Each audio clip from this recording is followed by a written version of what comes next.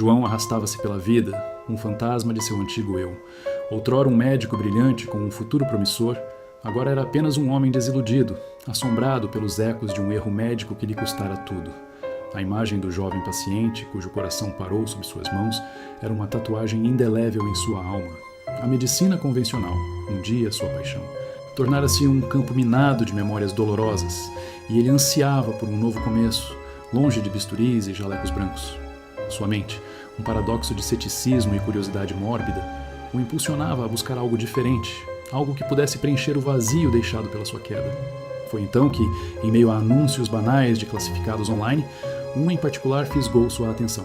Um cabeçalho obscuro prometia uma vaga para pesquisador em ambiente único, sem maiores detalhes, a não ser uma recompensa financeira que, para a situação precária de João, era irrecusável.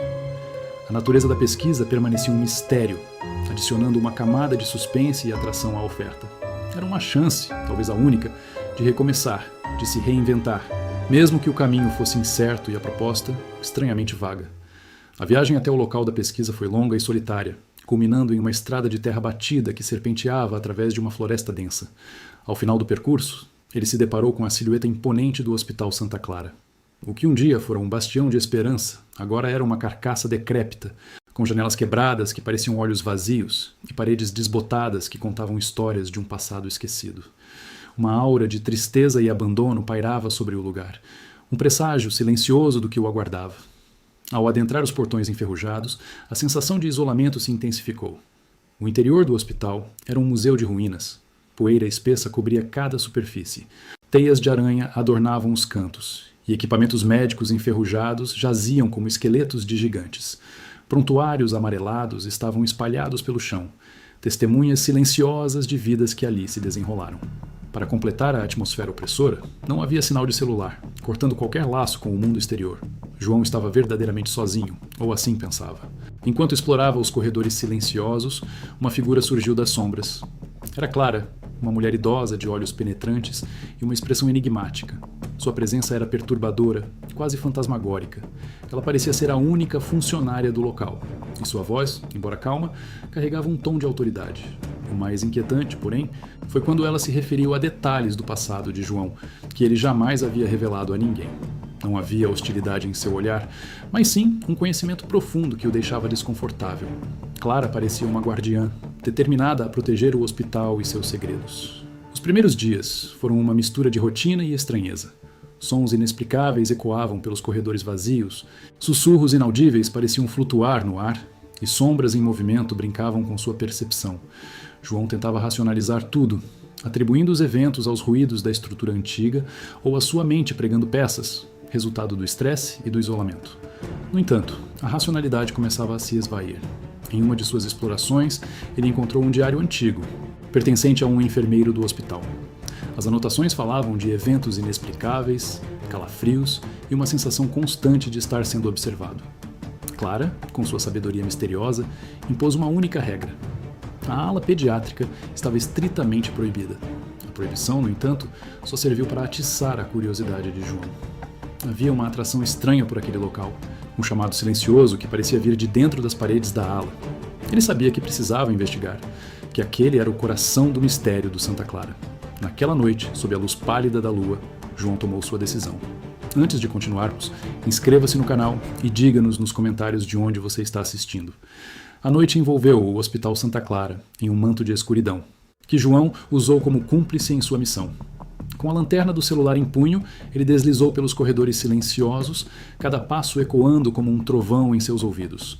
O ar estava pesado, carregado com o cheiro de mofo e decadência. Ao chegar à porta da ala pediátrica, um arrepio percorreu sua espinha.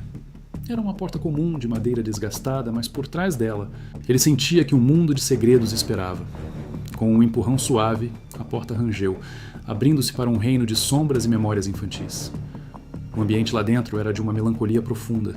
Brinquedos antigos, empoeirados e esquecidos, jaziam espalhados pelo chão. Ursos de pelúcia com olhos de botão fixos no nada, carrinhos quebrados e bonecas sem rosto. Nas paredes descascadas, desenhos infantis desbotados contavam histórias de um tempo mais feliz. Agora, apenas fantasmas de giz. No centro de um quarto, um berço vazio balançava suavemente, como se uma brisa invisível o estivesse embalando. A temperatura no ambiente caiu drasticamente, e João podia ver sua própria respiração se condensar no ar frio. Um medo primordial o atingiu, mas sua curiosidade era mais forte. De repente, um movimento na periferia de sua visão. Uma silhueta. João girou, a lanterna tremendo em sua mão. Ali, por um instante fugaz, estava ela, uma criança, uma menina de cabelos escuros e olhos arregalados, com um vestido branco um tanto desbotado. Ela não parecia ameaçadora, apenas infinitamente triste, irradiando uma solidão que cortava a alma. Tão rápido quanto apareceu, ela desapareceu, como uma miragem desfeita pelo ar. João piscou, sacudindo a cabeça, tentando racionalizar. Seria sua mente, cansada e estressada, pregando-lhe peças? Mas a imagem gravada em sua retina era vívida demais para ser ignorada. Ele havia visto algo. Determinado a encontrar respostas, João mergulhou nos arquivos do hospital, antes desorganizados, agora um labirinto de papéis empoeirados. Ele procurou especificamente por registros da ala pediátrica, folheando documentos amarelados e prontuários esquecidos. A cada página, uma nova peça do quebra-cabeça se encaixava. Então, a descoberta chocante. Décadas atrás, um surto de uma doença rara e mortal havia devastado a ala pediátrica. Crianças pequenas, uma após a outra, sucumbiram a uma aflição misteriosa, e a administração do hospital havia mantido tudo em segredo, temendo o pânico e a repercussão. Em meio à montanha de papéis, João encontrou um diário pessoal, encadernado em couro gasto. Na capa, o nome Dr. Elias estava gravado. O diário revelou a angústia de um médico atormentado, o Dr. Elias, que testemunhava impotente a morte de seus pequenos pacientes. Suas anotações eram um clamor de desespero, detalhando experimentos desesperados e, por vezes, antiéticos, na tentativa fútil de encontrar uma cura. As últimas páginas eram um lamento, uma confissão de fracasso e culpa. Uma foto antiga caiu do diário, revelando a imagem de uma menina. Cabelos escuros, olhos arregalados, um vestido branco desbotado. Era essa mesma criança que João havia visto na ala pediátrica. Um calafrio gelado percorreu seu corpo. Mas o que o chocou ainda mais foi o pingente no pescoço da menina, idêntico ao que ele usava, uma herança de sua avó. A mente de João girou, conectando os pontos. Sua avó, ele se lembrou, havia mencionado ter trabalhado como enfermeira no Hospital Santa Clara há muitos anos. A conexão pessoal era inegável e perturbadora. Quando João retornou à sua estação de pesquisa, Clara o esperava. Seus olhos, antes enigmáticos, agora ardiam com uma fúria contida. Ela sabia que ele havia desrespeitado sua proibição.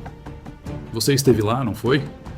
Ela sibilou, sua voz baixa e carregada de ressentimento. Então, a revelação. Clara era a filha do Dr. Elias e a menina da foto.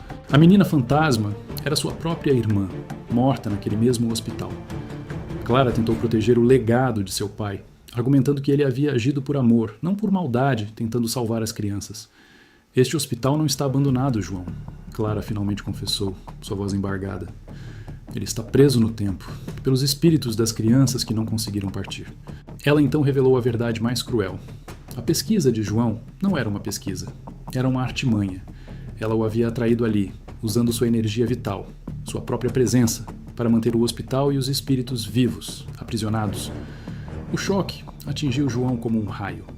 Ele não era um pesquisador, mas uma bateria, uma âncora para os mortos. Percebeu que estava em perigo, mas, mais importante, sentiu uma necessidade urgente de ajudar aquelas crianças a encontrarem a paz que lhes fora negada por tanto tempo. João sentia o peso da verdade esmagando-o, mas a necessidade de agir era mais forte que o medo.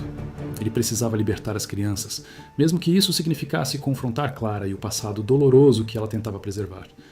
Mergulhou novamente nos diários e prontuários, não mais como um pesquisador, mas como um médico em busca de um diagnóstico e uma cura para uma doença que transcendia o físico. A doença que as prendia não era um vírus ou uma bactéria. Era uma representação tangível da dor, do desespero e da culpa dos pais e da equipe médica. Um segredo sufocante que se materializara como uma prisão etérea. Com novas anotações do Dr. Elias em mãos, João confrontou Clara na ala pediátrica, o lugar onde a tragédia se desenrolara. A luz fraca do relâmpago que entrava pelas janelas quebradas iluminava seus rostos tensos. "Clara", começou João, sua voz firme apesar do tremor interior. "A cura do seu pai não libertou ninguém. Ela os aprisionou. A doença não era física, era a culpa que o impedia de aceitar a morte dessas crianças, o segredo que ele tentou enterrar." A cada palavra, a negação de Clara se intensificava. Ela tentou impedi-lo, seus olhos marejados de lágrimas e raiva, defendendo a memória de seu pai. mas João perseverou, mostrando a ela as últimas anotações do Dr. Elias, um lamento final, um pedido de perdão sussurrado no papel, um desejo desesperado de que as crianças encontrassem a luz que ele não pôde oferecer. João percebeu então que a verdadeira cura não era um medicamento, mas a aceitação e o perdão. Ele reuniu os objetos pessoais das crianças que encontrou nos prontuários. Um pequeno barco de papel, uma fita de cabelo desbotada, um desenho torto de um sol, e os colocou sobre o berço vazio que outrora balançava. Ao lado, depositou o diário do Dr. Elias, aberto na página do perdão. Não era um ritual místico, mas um ato de honra e memória. Ele começou a falar, sua voz ressoando pela ala silenciosa, preenchida com a emoção genuína de um médico que finalmente compreendia a extensão de seu próprio erro. Ele falou com os espíritos, oferecendo-lhes a paz e o perdão que lhes foram negados, não apenas da parte do Dr. Elias, mas da parte de todos que falharam em protegê-los. Lágrimas escorriam pelo rosto de Clara enquanto ela ouvia as palavras de João. A negação se desfez, revelando uma dor profunda e um arrependimento que ela carregara por décadas. Ela se aproximou, hesitante, e se juntou a João, ajoelhando-se ao lado do berço. "Me perdoe, irmãzinha", ela sussurrou, sua voz embargada. "Me perdoe por te manter aqui, por não te deixar ir." O clímax emocional se manifestou em uma explosão de energia. As luzes que antes piscavam esporadicamente no hospital agora brilhavam intensamente. Depois, se apagaram por completo. A temperatura, antes glacial, normalizou-se e o ar pesado se tornou leve e fresco. As vozes e sombras que assombravam os corredores desapareceram, não em um estrondo, mas em um silêncio pacífico. Por um instante, João e Clara viram-na novamente, a menina fantasma. Mas desta vez, ela não irradiava tristeza. Um sorriso sereno e luminoso adornava seu rosto antes de ela se desvanecer completamente, levando consigo o último vestígio da melancolia. Uma sensação de paz profunda preencheu o local. O hospital, agora vazio de sua carga sobrenatural, parecia apenas um prédio antigo, decrépito, mas estranhamente em paz. João e Clara, unidos pela experiência transformadora, decidiram que o legado das crianças não seria esquecido.